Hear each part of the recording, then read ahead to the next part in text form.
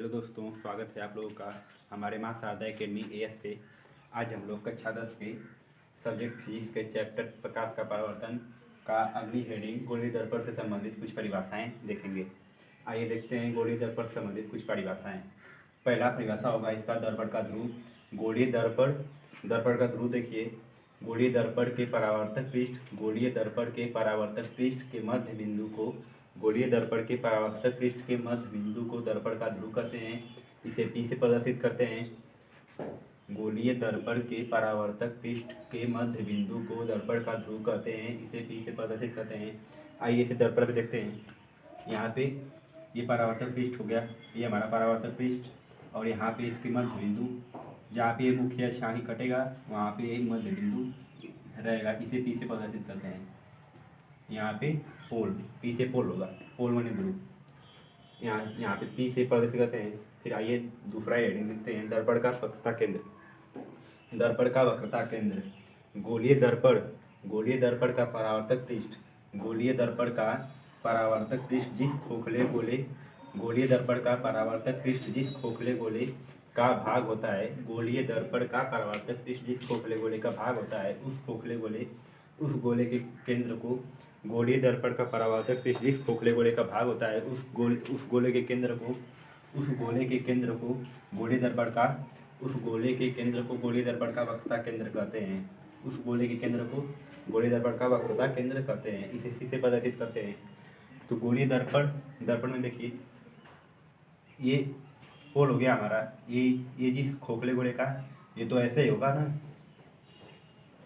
तो इसका केंद्र जहाँ पे होगा, जहाँ से हम लोग इसको बनाए होंगे, इसका केंद्र जहाँ पे होगा उसी को दर्पण का वक्रता केंद्र कहते हैं। इसे C से प्रदर्शित करते हैं। उत्तल दर्पण में देखिए, हाँ यहाँ पे उत्तल दर्पण में P यहीं पे होगा,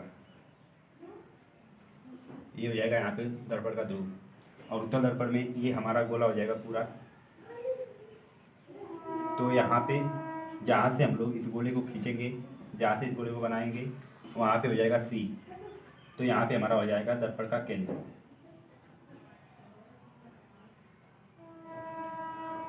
इसे नहीं लगाते हैं यहाँ पे।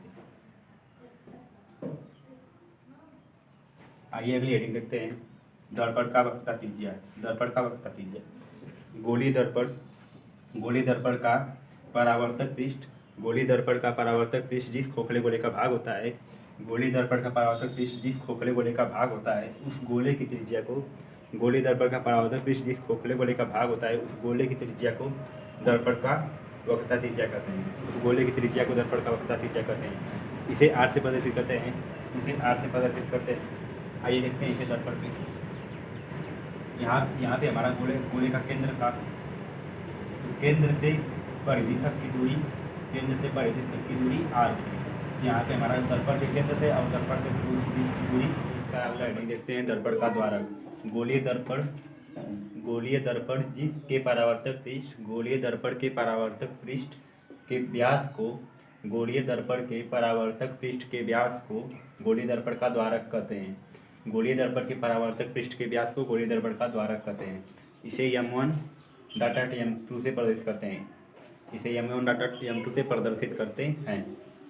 आइए देखते हैं इसके गोलीय दर्पण। ये हमारा था गोलीय दर्पण पूरा, ये पूरा एक गोला हुआ, एक पूरा गोला हुआ एक ठो। इसे हम दूसरे मार्ग से समझाते हैं। तब आपका ये आपका एक पूरा गोला हो गया, और यहाँ पे इसका व्यास यहाँ पे ऐसे मत करिएगा, डॉट से प्रदर्शित करेगा। इसका पूरा व्यास गोलीय दर्पण का द्वारक, इसे M1 और M2 से प्रदर्शित करते हैं। ये ऐसे ही उत्तल दर्पण में होगा। यहाँ इसका पूरा गोला हो गया, और इसका व्यास, इस गोले का व्यास ऐसे डट करेंगे, और यहाँ पे M1 M2, ये हमारा दर्पण का द्वारक हो गया। आइए अगला देखते हैं, मुख्य अक्ष। गोलीय दर्पण के ध्रुव P तथा वक्रता केंद्र C को मिलाने वाली सीधी रेखा गोलीय दर्पण के ध्रुव P तथा वक्रता केंद्र C को मिलाने वाली सीधी रेखा को मुख्य अक्ष कहते हैं।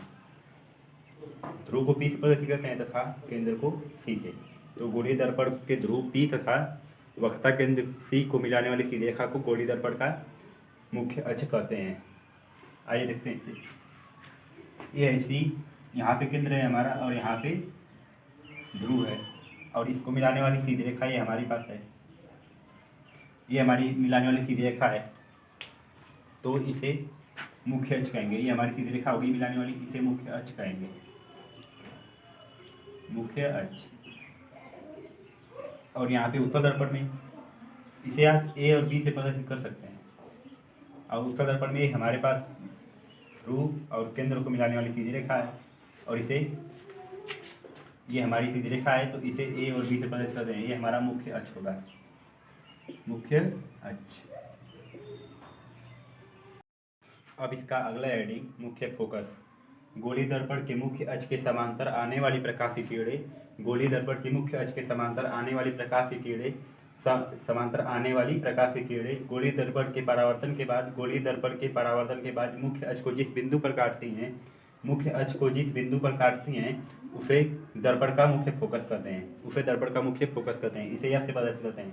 एक बार और देखिए, मुख्य फोकस। गोलीय दर्पण के मुख्य अक्ष के समांतर आने वाली प्रकाशीय किरणें मुख्य अक्ष को, गोलीय दर्पण के परावर्तन के बाद मुख्य अक्ष को जिस बिंदु पर काटती हैं, जिस बिंदु पर काटती हैं उसे दर्पण का मुख्य फोकस कहते हैं। इसे F से प्रदर्शित करते हैं। आइए देखते हैं इसे। मुख्य फोकस, ये हमारा उत्तल दर्पण है। इधर से ये वस्तु होगी, ये वस्तु यहाँ से प्रकाश जा रही है, प्रकाश जा रही है, तो इधर हमारा आभासी होता है। उत्तल दर्पण में आभासी प्रतिबिंब बनता है। तो यहाँ से प्रकाश जा रही है, यहाँ पे मुख्य अक्ष को यहाँ पे काट रही है, मुख्य अक्ष को यहाँ पे काट रही है। आप इसे नीचे से भी डाल सकते हैं। ये हमारे प्रकाश इधर वास्तविक जा रही है, लेकिन इधर ये आभासी हो जाएगी। तो यहाँ पे हमारी मुख्य अक्ष को काट रही है, तो ये हमारा F हो जाएगा, मुख्य फोकस। ये हमारा F हो जाएगा। इसे अवतल दर्पण में देखिए, ये वस्तु है, यहाँ से प्रकाश निकल रही है, और यहाँ से परावर्तन के बाद वापस इधर आ रही है। आप इसे नीचे से भी डालिए।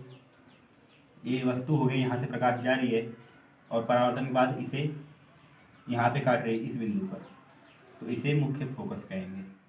आई होप ये वीडियो आप लोगों को पसंद आई हो। इसे ज़्यादा से ज़्यादा शेयर करें, लाइक करें और सब्सक्राइब करें।